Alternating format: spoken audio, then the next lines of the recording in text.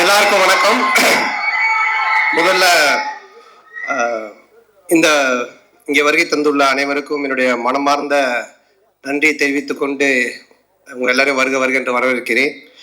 இந்த படத்தினுடைய எங்களுடைய தில்லிங் துட்டு 1, 2 அப்புறம் டிடி ரிட்டர்ன்ஸ் எல்லாத்துக்குமே எங்களுக்கு ஒரு ரைட்டிங்கில் ஸ்கிரிப்டில் ஒரு மிகப்பெரிய ஒரு குருவா இருந்து உதவி பண்ணியது திரு இந்திரா சவுந்தரராஜன் சார். அவர் இப்போ இங்கே இல்லை, இறந்துட்டாங்க அவர். ஸோ அவருடைய மறைவு மிகப்பெரிய ஒரு இழப்பு எங்களுக்கு. இருந்தாலும் அவருடைய ஆன்மா எங்களுக்கு வாழ்த்து தெரிவித்து எங்களோட இருந்து சப்போர்ட் பண்ணணும்னு நம்புகிறோம். ஸோ அவருக்கு இந்த நேரத்தில் என்னுடைய மனமார்ந்த வணக்கத்தை தெரிவித்துக் கொண்டு இந்த நிகழ்ச்சிக்குள்ளே போகலாம். ஃபர்ஸ்ட், இந்த படத்தினுடைய விழாக்கு வருகை தந்துள்ள எங்களுடைய எஸ்டிஆர். ஸோ அவரை பற்றி நான் நிறைய இன்டர்வியூவில் சொல்லியிருக்கேன். அதாவது அவர் இல்லைன்னா இன்னைக்கு நான் இங்கே இல்லை. ஸோ அவர் தான் சினிமாவில் என்னை கொண்டு வந்தது. அதுக்கு முன்னாடியே அவர் படத்தில் நான் வந்துட்டு அட்மாஸ்பியர் நடிச்சிருக்கேன், காதல் அழிவதில்லை படத்தில். அதுக்கப்புறம் அவர் எடுத்து போட்டு பார்த்துட்டு இது நடுவில் வந்து மூஞ்சல் இவ்வளோ ரியாக்ஷன் கொடுத்துட்டு இருந்தேன், நீயும் நானும் கூல் சுரேஷும் தான் நடுவில் போய் டிஸ்டர்ப் பண்ணிட்டு இருப்போம். ஸோ பார்த்துட்டு இது பண்ணாரு. அதுக்கப்புறம் மன்மதனில் கூப்பிட்டு கொடுத்தாங்க ஃபர்ஸ்ட் சான்ஸ். மன்மதனில் ஃபர்ஸ்ட் டே ஷூட்டிங் போய் நான் ரெடியாக நின்றுட்டு இருக்கேன். அதில் வந்து அவர் அந்த மொட்டை கேரக்டராக உள்ளே வருவார். வந்த உடனே நான் வந்து வாங்க இந்த மாதிரி என் பேரை கேட்பாரு, இங்கே இன்ட்ரடியூஸ் ஆகும். இதுதான் சீன். நான் ரெடியாக இருந்தேன். அப்புறம் அவர் வந்தோன்னு ஒரு சின்ன டிஸ்கஷன் போயிட்டே இருந்துச்சு. நான் டவுட் ஆகிட்டு, என்ன ஏதாவது ஆளுகளை மாத்துறாங்களா இல்லை என்ன ஆச்சுன்னு தெரியலையே அப்படின்னு போயிட்டு மெதுவாக என்னாச்சு அப்படின்னு சொல்லி கேட்டேன்.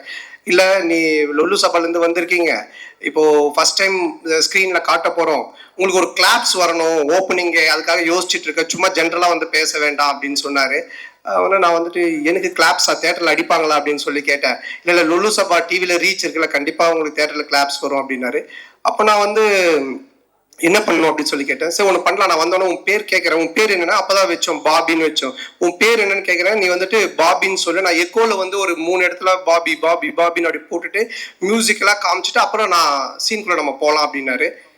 நல்லா இருந்துச்சு. அவருக்கு என்னன்னா என்னை காட்டும் போதே ஒரு கிளாப்ஸோட காட்டணும் அப்படின்றதுக்காக சொன்னார். அப்போ நான் சொன்னேன், இல்லை இப்படி ஒன்று பண்ணலாமா, என்ன நீங்கள் கேளுங்க, நான் வந்து 3 தடவை நானே பாபி பாபி பாபின்னு சொல்கிறேன், அதுக்கப்புறம் நீங்கள் அந்த டைலாக் சொல்லுங்கள், அப்படி பண்ணலாம் அப்படின்னு. ஒன்று அவரும் சிரிச்சிட்டு, சரி நல்லா தான் இருக்குது, ஆனால் பில்டப்பாக இருக்காது, ஆனால் நல்லா தான் இருக்குது அப்படின்னாரு. நல்லா தான் இருக்கும் அப்படின்னு சொல்லிட்டு அப்போ தான் அந்த ஃபர்ஸ்ட் டைலாக்கு அவர் வந்து என்கிட்ட கேட்பார், உன் பேர் என்னன்னுவார். நான் ஒன்று பாபி பாபி பாபின்னுவேன். ஒன்று அவர் பாபி பாபி பாபின்னுவார். டேய் ஒரு பாபி தாண்டா என் பேர் அப்படின்னு சொல்லுவேன். அதுக்கப்புறமா பில்டப்புக்காக 3 தடவை சொன்னோம் அப்படின்னு. ஸோ இப்படிதான் என்னோட ஃபர்ஸ்ட் சீன் அவரோட ஆரம்பிச்சது. நான் எதுக்காக இதை சொல்ல வரேன்னா, அன்னைக்கு தியேட்டர்ல ஸ்கிரீன்ல எனக்கு கிளாப்ஸ் வரணும் அப்படின்னு எடுத்துக்கிட்ட அந்த அக்கறை ஆகட்டும், அந்த அன்பாகட்டும், இன்னைக்கு வரைக்கும் குறையவே இல்லை. அதே அன்பு அதே அக்கறை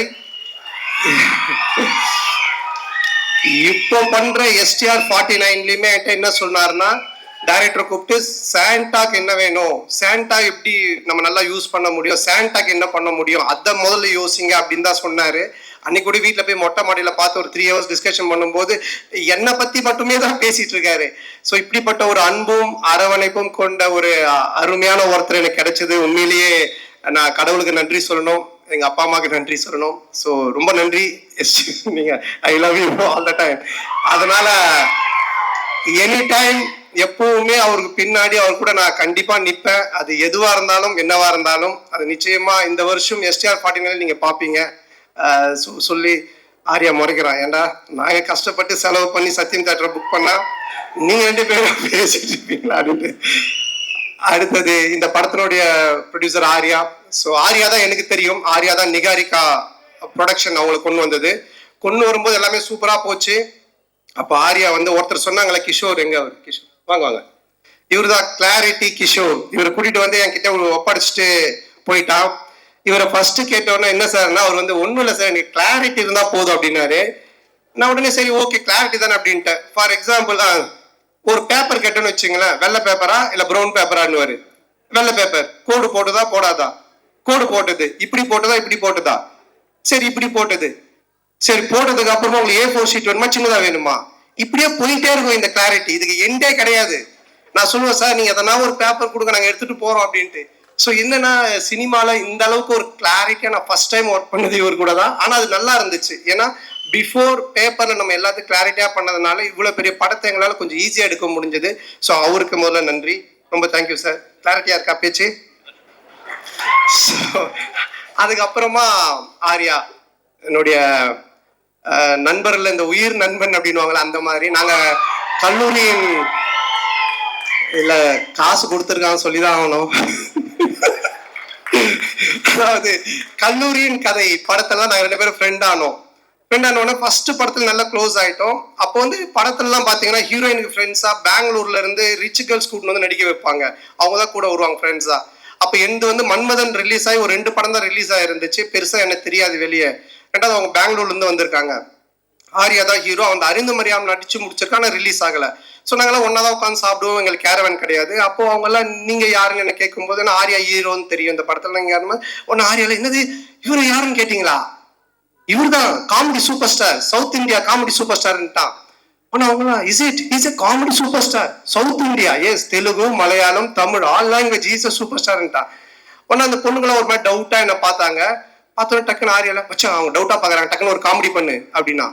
டேய் என்னடா சம்பந்தமே இல்லாம காமெடி சூப்பர் ஸ்டார் இப்ப காமெடி பண்ணுன்ற மச்ச மச்சா பண்ணு தப்பாயிடும் நீ பண்ணு அப்படின்னா. சரி நானே எழுந்து அவங்க முன்னாடி சரி பழைய பாட்டுக்கு இப்ப இருக்க ஹீரோஸ் எல்லாம் டான்ஸ் ஆன அப்படின்னு ஆடி காமிச்சிட்டு இருக்கேன். அவங்க சிரிக்கல, மச்சான் பத்தல இன்னும் நல்லா பண்ணு அப்படின்னா. இதைதான் நாங்க பிஎஸ்ஓபில கூட வச்சிருந்தோம். உனக்கு கொஞ்ச நேரம் கழிச்சு அவனும் வந்துட்டான் நடிக்கிறதுக்கு. 2 பேரும் சேர்ந்து பயங்கரமா அவன் ஹீரோயினா நான் ஹீரோவா நடிச்செல்லாம் ஆடிட்டு இருக்கோம். அவங்க எல்லாம் அப்படியே பார்த்துட்டு இருக்காங்க. இதை டைரக்டரும் ப்ரொடியூசரும் பார்த்துட்டாங்க. 2 பேரும் கூப்பிட்டு என்ன சார் ஒரு ஹீரோ ஒரு காமெடியான்னு அந்த பொண்ணுங்க முன்னாடி போய் டான்ஸ் ஆடினு காமெடி பண்ணிட்டு இருக்கீங்க அப்படின்போது இல்ல சார் அவனை வந்து ப்ரூவ் பண்ண நான் சொன்ன மச்சான் ப்ரூவே பண்ண வேணா என்ன விட்டுரு நான் காமெடினா இல்லாம கூட போறேன்ட்டு. அதுக்கப்புறமா அந்த காமெடி சூப்பர் ஸ்டார்ன்றது அவன் விடவே இல்லை. சேட்டை படம் அப்போ காமெடி சூப்பர் ஸ்டார் டைட்டிலே எனக்கு போட்டுட்டான் படத்துல. நான் லிங்கால நடிக்கும் போது ரஜினி சார் கூப்பிட்டு கேட்கிறாரு நீங்க காமெடி சூப்பர் ஸ்டாரா அப்படின்னு. நான் ஒண்ணு இல்ல சார் ஆர்யா தான் போட்டான்னு. நீங்க சொல்லாமலா போட்டிருப்பான் அப்படின்னாரு. சார் சத்தியமா நான் சொல்ல சார், அதாவது என்ன எந்த லெவல்ல மாட்டிட்டு இருக்கானா. சோ இவனோட ஃப்ரெண்ட்ஷிப் அந்த மாதிரி. ஆனா இதெல்லாம் ஒண்ணுமே இல்லை. இப்போ ஒரு மேட்ரு ஒன்று சொல்ல போறேன், அதை கேளுங்க.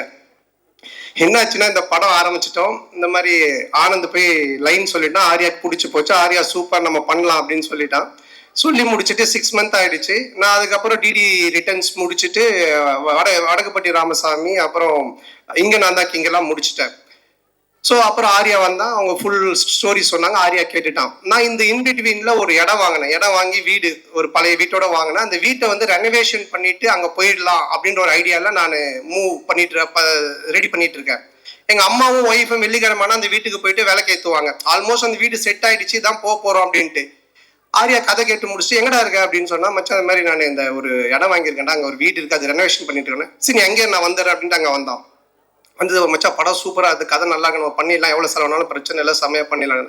சரி இது என்ன இதான் மச்சான் வீடு நான் சொன்னேன்னு பார்த்துட்டு இல்ல ஏய் என்னடா வீடு நல்லாவே இல்லையா மச்சான், அவன் உள்ள எல்லாம் போய் பார்த்துட்டுல மச்சான் இந்த வீட்டை இடிச்சிரு அப்படின்ட்டான். நான் ஒன்னே ஷாக் ஆகி மச்சான் வீட்டெல்லாம் இடிக்க முடியாது மச்சான், நான் வீட்டுல எல்லாம் சொல்லிட்டேன் இது ரெனோவேஷன் பண்றோம், இடிச்சா நிறைய செலவாகும், அதுவும் இல்லாம ரொம்ப நாள் ஆகும்ல. ஏய் கம்னு நீ ஏதாவது ஒன்று இப்படிதான் பண்ணு ஏடா கூடமா, அதுக்கப்புறமா வந்துட்டு இது சரியில்லை அது சரியில்லைன்னு சொல்லிட்டு இருப்பேன் அப்படின்னு சொல்லிட்டு என்ன பண்ணிட்டான்னா வீட்டை இடிக்க சொல்லி உடனே அவங்க ஃப்ரெண்டுக்கு ஃபோன் பண்ணி இந்த மாதிரி மச்சான் சந்தான வீடு தான் அட்ரஸ் நான் உனக்கு அனுப்புறேன், நீ இந்த வீட்டை வந்து இடிச்சு ஃபுல்லா டெமாலிஷ் பண்றேன்னு. உடனே அவன் வந்து ஒரு பாய்க்கு ஃபோன் பண்ணா, ஒரு பாய் ஒருத்தர் வந்தாரு. சண்டே நைட் இது நடக்குது, மண்டே டியூஸ்டே வெட்னஸ்டே தேர்ஸ்டே இடிச்சு தரமட்டமாக்கி எல்லாத்தையும் வாரின்னு போயிட்டாங்க. வெள்ளிக்கிழமை எங்க அம்மா ஒய்ஃபும் போய் விலை கேட்குவாங்கல்ல, அவங்க வெள்ளிக்கிழமை போயிருக்காங்க. நான் சொல்லலை ஏன்னா திட்டுவாங்க அப்படின்ட்டு. எங்க அம்மா போயிட்டு வீட்டை காண சொல்லி தேடிக்கிட்டே இருக்கிறாங்க. இந்த தெருவு போயிருக்காங்க, அந்த தெருவு போயிருக்கிறாங்க. அதுக்கப்புறம் எனக்கு ஃபோன் அடிக்கிறாங்க, ராஜா நம்ம வீட்டை காணும்பா அப்படின்ட்டு.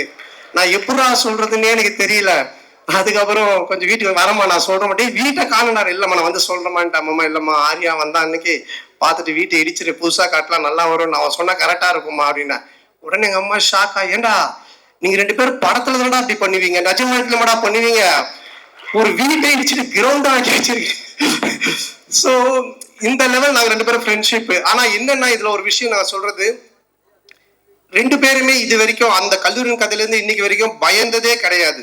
சினிமால இப்படி பண்ணலாம் அப்படி செய்யலாம் அப்படி செய்யலாம் பயந்ததே கிடையாது. எதுவா இருந்தாலும் தைரியமா பண்ணுவோம். ஐயோ அது அப்படி ஆயிடுமோ, ஐயோ இப்படி ஆயிடுமோ, இப்படி பண்ணா அப்படி ஆயிடுமோ அப்படின்ற பயம் எங்களுக்கு கிடையவே கிடையாது. வாழ்ற வரைக்கும் ஜாலியா வாழ்வோம், நல்லபடியா வாழ்வோம், என்ன வருதோ பார்ப்போம், ஃபேஸ் பண்ணுவோம், அப்படியே போயிட்டே இருப்போம். அந்த ஒரு எனர்ஜி தான் இன்னைக்கு வரைக்கும் ஆர்யாவை இங்க ஒரு இந்த இடத்துல கொண்டு வந்து ப்ரொடியூசரா நிக்க வச்சிருக்கு, என்னையும் ஒரு படம் பண்ணி போயிட்டு இருக்கிற இடத்துல வச்சிருக்கு. ஸோ நாங்கள் 2 பேரும் பயந்ததே கிடையாது. இந்த படம் நீங்க சொன்ன மாதிரி ஆரியா சொன்ன மாதிரி என்னுடைய பிரச்சனையை தீர்த்து படத்தை பண்றதெல்லாம் வந்துட்டு வேற யாருன்னா இருந்தாங்கன்னா என் வீட்டு வாசலே தான் படுத்திட்டு இருந்திருப்பாங்க. ஸோ அந்த அளவுக்கு, ஏன்னா ஆரியா சொன்னது, நீ இந்த படம் பண்ணி முடிக்கிற வரைக்கும் வேற படம் கமிட் ஆகாத, ஃப்ரீயா பண்ணு, உன் பிரச்சனை எல்லாத்தையும் நான் பாத்துக்கிறேன், உன் வேலை படத்தை ஜெயிக்கிறது மட்டும்தான் அப்படின்னு சொன்னா, அதுக்காக இறங்கி இந்த படத்துல வேலை செஞ்சிருக்கேன். நிச்சயமா இந்த படம் மிகப்பெரிய ஒரு வெற்றி படமா ஆர்யாக்கு நான் திருப்பி தருவேன். மிகப்பெரிய வெற்றி படமா இது இருக்கும். இந்த படத்தினுடைய இயக்குனர் ஆனந்த், பிரேமானந்த். ஸோ நான் வந்து தமிழ் சினிமாவின் கிறிஸ்டோபர் நோலன் அப்படின்னு தான் சொல்லுவேன்.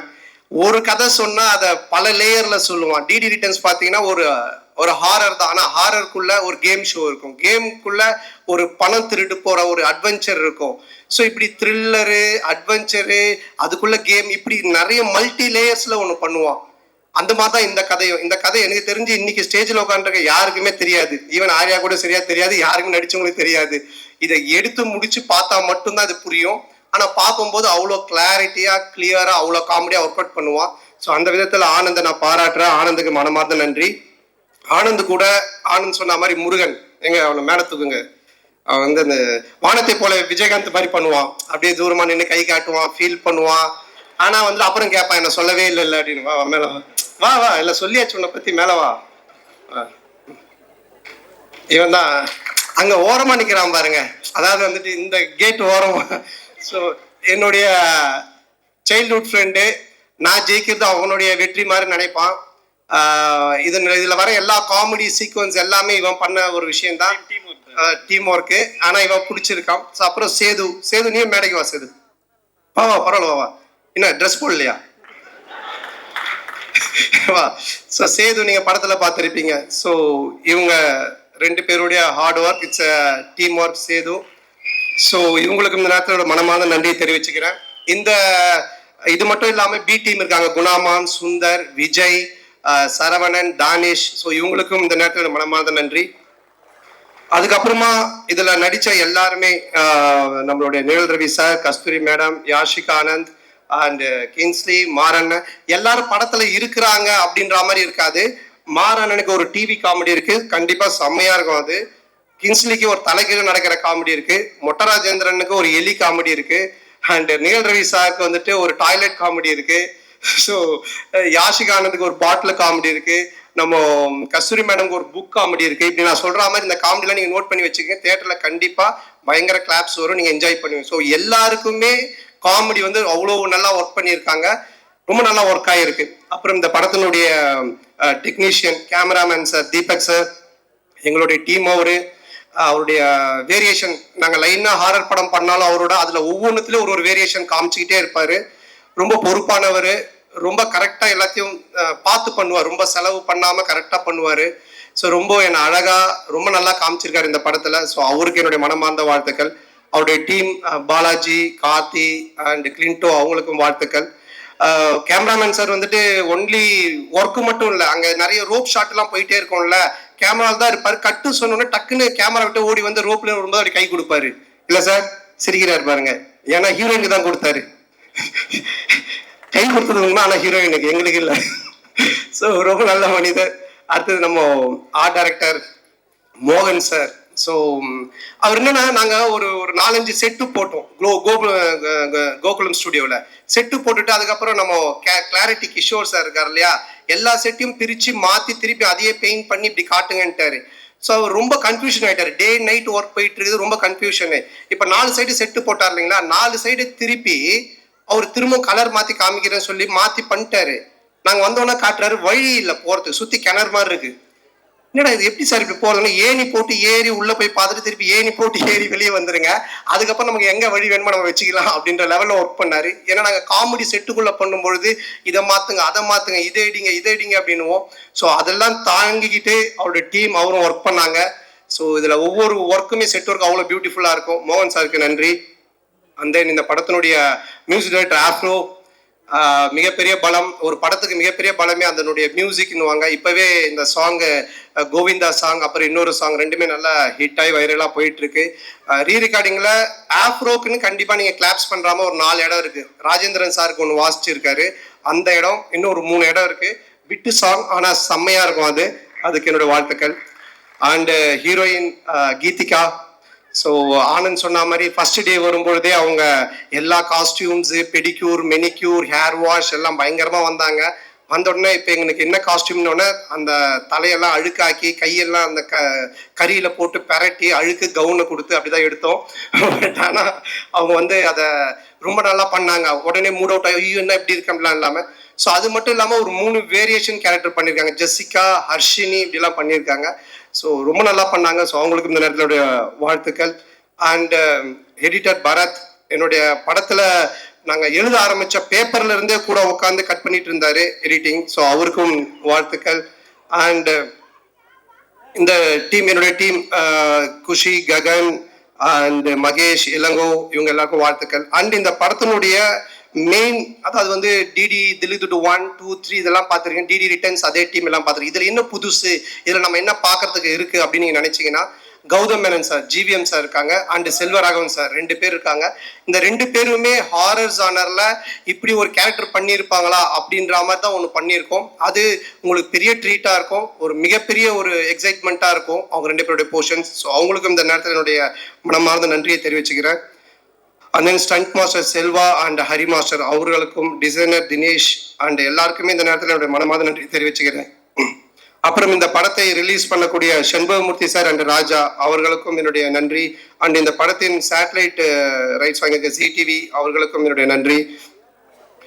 ஸோ எப்பவுமே நான் ஒன்று சொல்லுவேன், நம்ம ஒன்று ஜெயிக்கிறோம், ஒருத்தன் ரொம்ப உச்சத்துக்கு போகிறான், இல்லை லைஃப்பில் வந்துட்டு ரொம்ப ஒரு உயரத்துக்கு போகிறான் அப்படின்னு சொன்னால், நான் ஃபார் எக்ஸாம்பிள் ராமாயணம் கூட சொல்லுவேன். ராமரை பற்றி எல்லாரும் பேசுவாங்க, ஆனால் அதுக்கு காரணம் ராமர் மட்டும் இல்லை, அதில் அவர் கூட இருந்து அவரை பற்றி பேசின சீதா அண்ட் லக்ஷ்மணன், விபூஷணன், பரதன், ராவணன், இப்படி எல்லா கேரக்டருமே சேர்ந்தது தான் அந்த ராமன் அப்படின்ற ஒரு எலிவேஷன். அந்த மாதிரி யாரா இருந்தாலுமே வாழ்க்கையில ஒருத்தர் ஒரு உயரத்துக்கு போறான்னா அவன் மட்டுமே இல்லை, அவனோட டேலண்ட்டை மட்டுமே காரணம் இல்லை, அவனை சுத்தி இருக்கிறவங்க எல்லாருமே காரணம்.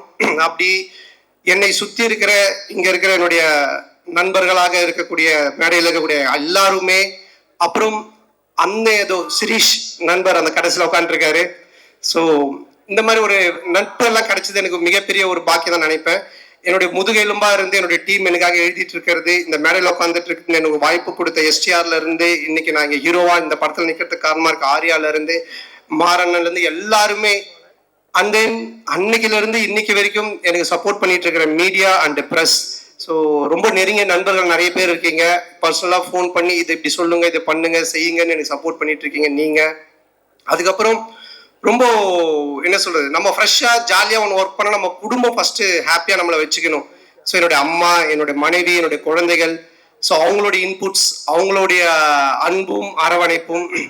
அப்புறம் 12 வருஷம் கழிச்சு ஒருத்தன் படம் வந்து அந்த காமெடியை ரசிக்கிறீங்கன்னா, என் மேல அளவு கடந்த அன்பு வச்சிட்டு இருக்கிற என் உயிரினும் மேலான அன்பு சொந்தங்களாகிய என்னுடைய ரசிகர்கள் நீங்க தான். ஸோ உங்களுடைய இந்த ஒரு அன்பும் மிக முக்கிய ஒரு காரணம். அதுவும் இல்லாமல் இன்னைக்கு ஃபங்க்ஷனில் ரொம்ப நாளைக்கு அப்புறம் என்னுடைய சொந்தங்களை கூட்டின்னு வந்திருக்கேன். மாமா, அக்கா, அண்ணன், சித்தி, அத்தை, மாமான்னு. ஸோ அவர்களுக்கும் எல்லா குட்டீஸ்க்கும் இந்த நேரத்தில் என்னோட மனமார்ந்த நன்றி தெரிவிச்சுக்கிறேன். May 16th ரிலீஸ் ஆகுது. டெஃபினட்டாக படம் உங்கள் எல்லாரையும் மிக பெரிய லெவலில் திருப்திப்படுத்தும். நல்ல காமெடி ஒர்க் பண்ணியிருக்கோம். நீங்கள் தேட்டரில் போய் பாருங்கள், பயங்கரமாக என்ஜாய் பண்ணுவீங்க. டிடி ரிட்டர்ன்ஸை விட ட்ரிபிள் மடங்கு உங்களுக்கு ஒரு ட்ரீட் இருக்குது. அதை வந்துட்டு ரொம்ப ஆணித்தனமாக நான் சொல்லுவேன். ஸோ டெஃபினட்டாக நல்லா என்ஜாய் பண்ணுவீங்க. அது மட்டும் இல்லை, கொஞ்சம் பார்த்து பண்ணுங்க. என் காசாக இருந்தால் பரவாயில்ல, நண்பன் காசு. ஸோ அதனால இந்த வாய்ப்புக்கு நன்றி கூறி, மற்றும் வேற யாரு, நம்ம மதன் டீம், மதன் அண்ட் பரத், என்னோட டீம் ப்ரொடக்ஷன் டீம் பார்த்துக்கிற Bharath, Kishore and Dev and Krishna, Jai. So அவங்களுக்கும் இப்படி எல்லாரும், மற்ற யார் பேர்லாம் நான் விட்டுருக்கேன்னு தெரியல, எல்லாருக்கும் ஸோ எல்லாருடைய மனமாத நன்றி தெரிவித்து விடைபெறுகிறேன். மே 16 மறக்காம தேட்டரில் போய் பாருங்க. நல்ல படம், பயங்கரமா என்ஜாய் பண்ணுவீங்க. ஃபேமிலியோட குழந்தையோட பாருங்க. குழந்தைங்களுக்கு தான் மெயினாக நிறைய சீக்வன்ஸ் ஒர்க் பண்ணியிருக்கோம். பயங்கரமா என்ஜாய் பண்ணுவீங்க. தேங்க்யூ. தேங்க்ஸ்.